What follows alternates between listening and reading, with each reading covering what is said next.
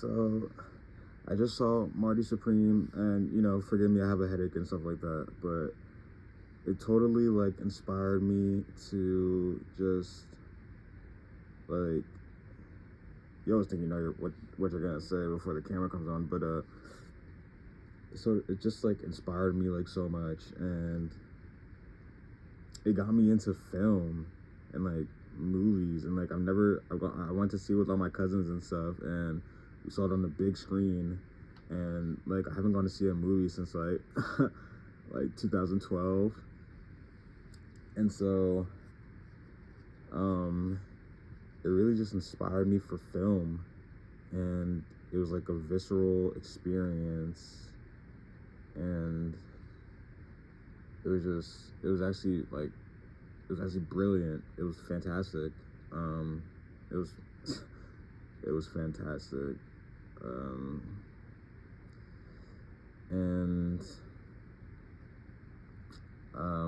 yeah, like the opening scene where they're kissing in like the back of the shoe store, and Forever Young comes on, and like in my mind, like I was so like transmuted to a different plane just from experiencing that scene, and it was so visceral, and it was like, wow, like this is how I felt when I first listened to "To Pimp a Butterfly" by Kendrick Lamar, and I realized like this is what the medium is for.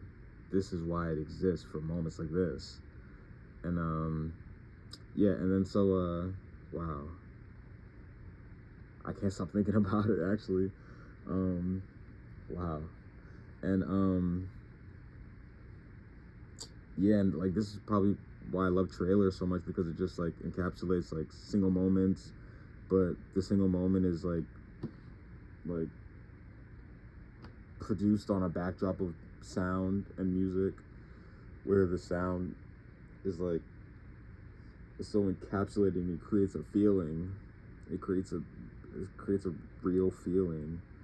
And so that's what the opening scene did for me, and it just drew me in. It hooked me for the entire movie. Actually, the entire 2 hours and 30 minutes or so. And yeah, like that was really an experience. It wasn't like wow. And so I came home, and it just kind of led me to I left my keys at the goddamn theater, so I called the people, so they said they're gonna check for me. So excuse me. So you don't have to go there tomorrow at some point. I have to do something for Medicaid at some point tomorrow. That's the whole thing. But super visceral experience, and I came home. It got me into breaking down and redefining what story means again, and I figured out that I wasn't gonna give this secret, but it's what you do with it, because a million ways have been told about how to make a movie, and yet Marty Supreme just came out, and it's like nothing else. And so it's what you do with it. But story I've found is it's a tribe. So this is the construction of it. It's a tribe with strong personalities involved, who perform actions for a goal, separate goal, individual goals, or a larger goal, whatever. Usually you're looking at it as a writer like from individual goals. So it's tribe with strong personalities who perform individual goals.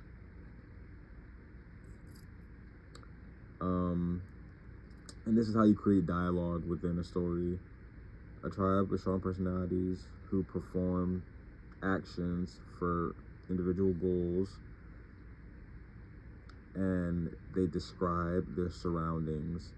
And so a lot of like exposition you'll see in stories, or a lot of like explanations, or like dialogue, will just be characters describing their surroundings or things in their immediate purview, or like their immediate like conscience, which is basically their surroundings, because it's things they're aware of. And so tribes with strong personalities that perform actions for individual goals, who describe their surroundings and they face conflict.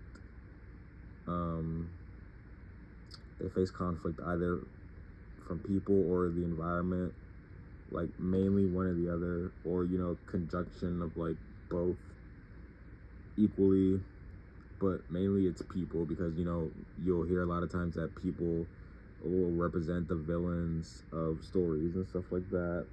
And there'll be one figure who just encapsulates what the conflict or like villain or main conflict is. So they usually use like one guy or whatever the case may be. And so yeah, a lot of figuring out what story is and what screenwriting is and how to write is basically just a philosophy for life and figuring out life. And so I've tried to apply that to my own life, and now I'm trying to find a tribe of people that I can relate to, and it's not online anymore, so I have to I have to go out and find that tribe physically. But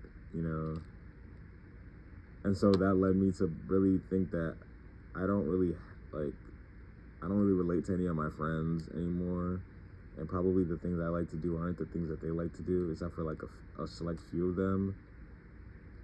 And I'm thinking that maybe that doesn't mean that the people who I don't really see myself connecting with on a tribal level, meaning that we're in the same vicinity of things that we frequent. Maybe I don't see that in the same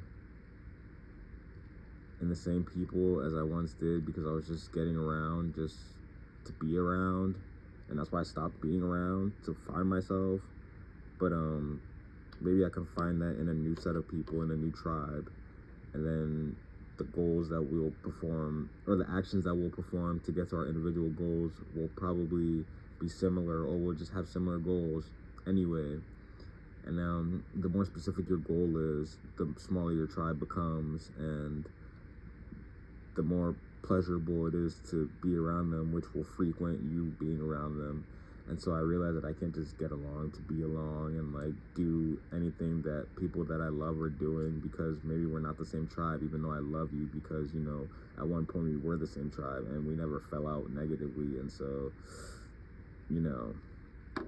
there's no reason to distance myself, other than the fact that if you have a supreme goal, you have to get to it by any means. And so you would want to most likely be around the people who exhibit actions that are beneficiary to those goals. And so I need to find a tribe. And at first I thought, and this is why I started this video and stuff, at first I thought my tribe online is going to be people on YouTube who do old YouTube things that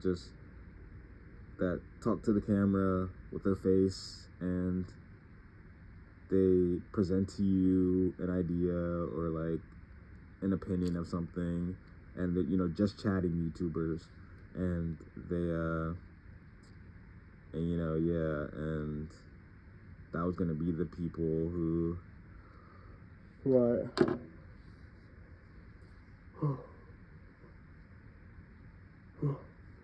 I search for online and stuff, and who I watch, and who encapsulate something that I'm longing for low-key. And that's why I like just chatting streamers. But I started wanting to do that because I thought it was like a cure for like everything that's been pent up in my head, and like a release for it. But I think it's just YouTube, because it's way less, it's not live, it's way less energetic, even though you know what I mean. It's not, but it is.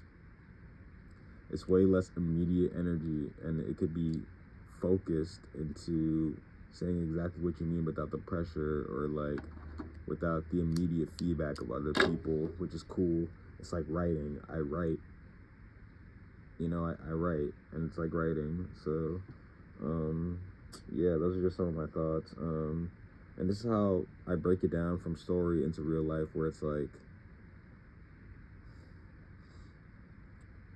okay, tribe, people who do just chatting on YouTube, that's the tribe. With strong personalities. You gotta have a strong personality if you're gonna do this shit anyway. If you're gonna film yourself and like think people are gonna care about what you say or whatever, right? Performing actions for individual goals. So the action and the goal is one and the same for YouTube, I think, which is like, that has me thinking about like different mediums and stuff like that, and how this applies to different mediums. I'm trying to like create a universal sort of structure for story in general, which story and art are the same thing. So I'm just trying to create a universal structure for all art forms. So I was thinking about painting as well as like film and stuff like that, and you know, story and whatever the case may be. And but the actions that they perform would be, or for the goal would be just chatting. So that's the action, they're just chatting, giving their opinions on stuff. And the goal would be probably, but lesser so, probably just like to convey their emotions. But like, that would probably be the main thing, but like lesser so, but like still, a goal would be just to convey you or convince you of whatever they may think is a real thing to think or a valid position, right? And so that would be the actions that are performed to get to a goal. And then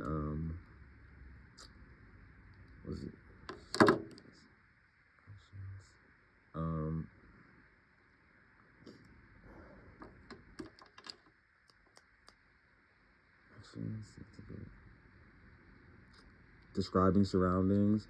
Describing surroundings would be just like whatever's in their not immediate, but like whatever's in their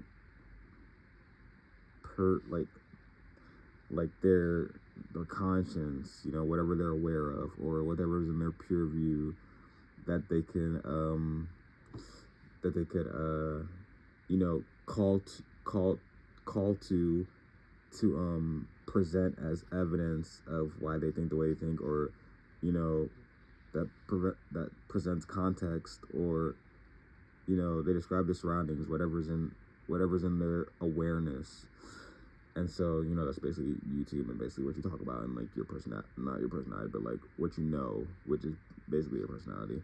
And then the conflict, which is like what got me thinking about how these aren't really like, this isn't like universal, but like it has a structure of a universal kind of story, because like a lot of art forms are different because they leave out and, you know, they add different elements of what makes a story, because like, you know, movies are just pictures. They're just motion pictures, right? They're just continuous pictures. A picture, though, is one thing. So it obviously leaves out, you know, the different elements or whatever, you know. But the conflict that, you know, a just chatting YouTuber would have is just whatever's in the story that they're presenting as a conflict, and, you know, why they're speaking on the story or just chatting about whatever they're chatting about in the first place. And so that's a little bit about what I've been thinking about. And, you know, it's kind of sparked this video, because otherwise I wouldn't have even made this, and I would have just kept all this in my head and like just thought about it. And I probably would have made another video down the line about something else, but this is that other video down the line about this, which is the something else. So yeah, that's what I've been thinking about. You know, let me know what you think in the comments. Shoot. Yeah,